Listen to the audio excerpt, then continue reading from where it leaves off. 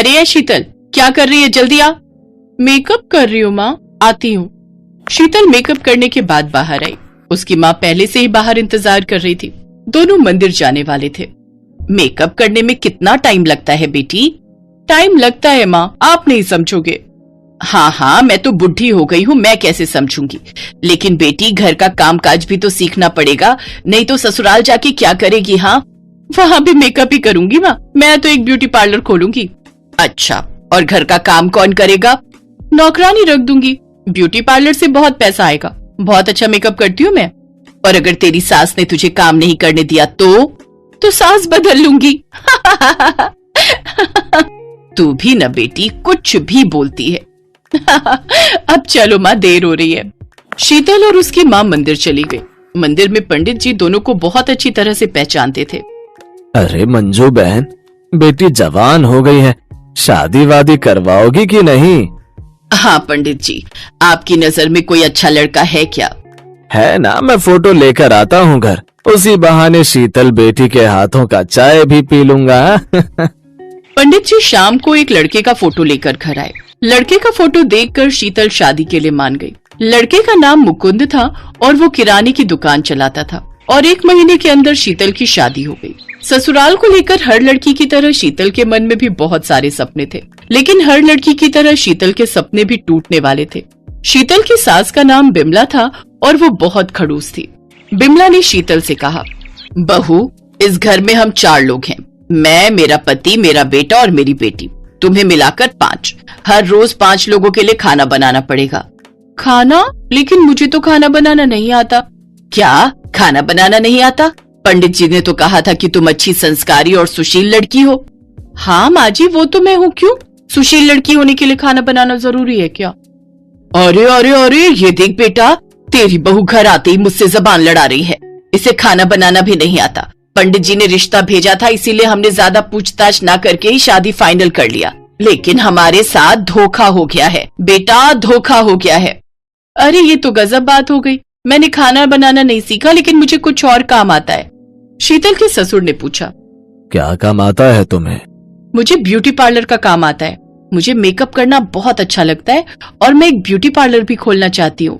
क्या beauty parlour खोलना चाहती हो? हाय हाय हाय, ये कैसी बहू लाई मैं, ये तो बाहर काम पर जाना चाहती है। शीतल समझ गई कि इस घर में उसका सपना पूरा नहीं हो सकता। शाम को जब शीतल रसोई में खाना बनाने की कोशिश कर रही थी, तभी वहाँ उसकी ननद पल्लवी आई। भाभी लाइए, मैं आपकी मदद कर देती हूँ। अरे ननद जी, बहुत बहुत धन्यवाद, मुझसे तो ये हो ही नहीं रहा था। बस वो माँ को मत बताना, वो सुनेंगी तो मुझ पर गुस्सा करेंगी। एक बात पूछूं पल्लवी, कि तुम्हारे घर वाले मेरे ब्यूटी पार्लर में काम करने की बात सुनकर चिढ़ क्यों गए? ये सब पुराने ख्यालात के लोग हैं भाभी, आप और हम मॉडर्न हैं, हमारे ख्यालात इनसे नहीं मिलेंगे। सच बताऊं भाभी, मुझे भी ब्यूटी पार्लर खोलने का बहुत शौक है, लेकिन मुझे मेकअप नहीं आता अच्छे से। अरे वाह, चिंता मत करो, मैं सिखा दूंगी तुम्हें सब कुछ, और फिर दोनों मिलकर ब्यूटी पार्लर खोलेंगे। एक तरफ से बदसूरत लड़कियों को घुसाएंगे और दूसरी ओर से उन्हें खूबसूरत बनाकर निकालेंगे। पल्लवी शीतल के पास छुप छुप कर मेकअप का काम सीखने लगी। पल्लवी बाहर कॉलेज ट्यूशन जाती थी, उसकी काफी जान पहचान थी। एक दिन पल्लवी ने शीतल से कहा, भाभी एक शादी का काम है, करोगी? अच्छा खासा पैसा मिलेगा। हाँ हाँ, क्यों नहीं, घर पर कुछ बहाना बनाना पड़ेगा। घर पर बहाना बनाकर शीतल और पल्लवी शादी में मेकअप करने चली गईं। उन्हें अच्छा खासा पैसा मिला। लड़कियों को शीतल का काम इतना पसंद आया कि उन्होंने खुश होकर एक्स्ट्रा पैसे भी दिए।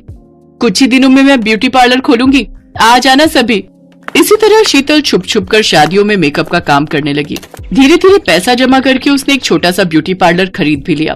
अब बस सामान खरीद कर ब्यूटी पार्लर का काम शुरू करना था। लेकिन तभी यह खबर बिमला के कानों में पहुंच गई। क्या तुमने ब्यूटी पार्लर खोला है? हमारे घर की बहू होकर बाहर काम पर जाना चाहती हो? हाँ, हमने बार बार मना किया था ना, करम जली। मुकुंद ने शीतल को एक थप्पड़ मारा। शीतल नीचे गिर पड़ी, उसका सर दीवार से टकरा गया और उसकी मौत हो गई। अरे बेटा, ये क्या किया तूने? मार कैसे डाला? मैं तो सिर्फ थप्पड़ मारना चाहता था, लेकिन ये क्या हो गया? जल्दी बॉडी को छिपा दो, नहीं तो गड़बड़ हो जाएगी। तीनों ने शीतल की बॉडी को उसी ब्यूटी पार्लर के नीचे जमीन में दफना दिया। पल्लवी घर लौटकर भाभी को ढूंढने लगी तो बिमला ने कहा, भाग गई है वो, अब से इस घर में उसका नाम भी मत लेना। लेकिन अगले ही दिन अचानक से मुकुंद की दुकान पर आग लग गई। अचानक से कमाई का एकमात्र जरिया बंद हो गया। ये पापी पेट लोगों से क्या क्या करवाता है। भूख के मारे बिमला को उस ब्यूटी पार्लर की याद आई। पल्लवी बेटी, तुझे भी थोड़ा बहुत मेकअप आता है ना, जा तू ब्यूटी पार्लर चला। लेकिन माँ, मुझे अच्छी तरह से नहीं आता है। अरे तू 2-3 दिन जा तो सही, सब कुछ सीख जाएगी। पल्लवी ब्यूटी पार्लर में गई, लेकिन उसका हाथ कांप रहा था। उसे ज्यादा कुछ आता भी नहीं था, इसीलिए वो बहुत ज्यादा टेंशन में थी। तभी एक औरत आई। तुम बाल काट सकती हो ना? मेरे बाल ठीक से काट दो, मुझे शादी में जाना है। वो औरत बैठ गई, लेकिन पल्लवी ने डर के मारे कैंची पर हाथ भी नहीं दिया। उस औरत ने आंखें बंद कर ली। तभी पल्लवी ने देखा अचानक से कैंची अपने आप हवा में तैरने लगी और वो कैंची अपने आप ही उस औरत के बाल काटने लगी। अरे ये क्या, ये जादू कैसे हो रहा है? बाल कटने के बाद वो कैंची अपनी जगह पर वापस आ गई। वो औरत बड़ी खुश हुई। अरे वाह, बहुत अच्छा काटा है, ये लो पैसे। पैसे देकर वो औरत चली गई, लेकिन पल्लवी को कुछ समझ नहीं आ रहा था। वो हैरान थी। तभी उसके सामने शीतल की आत्मा आई। पल्लवी, हैरान मत हो, वो मैं थी। मुझे पता था कि तुम घबराई हुई थी, इसीलिए मैं तुम्हारी मदद करने के लिए आई। मैं इसी जमीन के नीचे हूँ पल्लवी। शीतल की आत्मा ने पल्लवी को सब कुछ बताया और उसे इस मर्डर का बदला लेने के लिए कहा। पल्लवी ने पुलिस में खबर की। बिमला, उसके पति और मुकुंद को अरेस्ट किया गया। पल्लवी अकेली उस घर में रहने लगी और ब्यूटी पार्लर चलाने लगी। शीतल की आत्मा उसी ब्यूटी पार्लर में रह गई, क्योंकि वही उसका सपना था और वही जादुई तरीके से लोगों का मेकअप करने लगी। पल्लवी की अच्छी खासी कमाई होने लगी और शीतल भी खुशी खुशी अपना सपना पूरा करने लगी।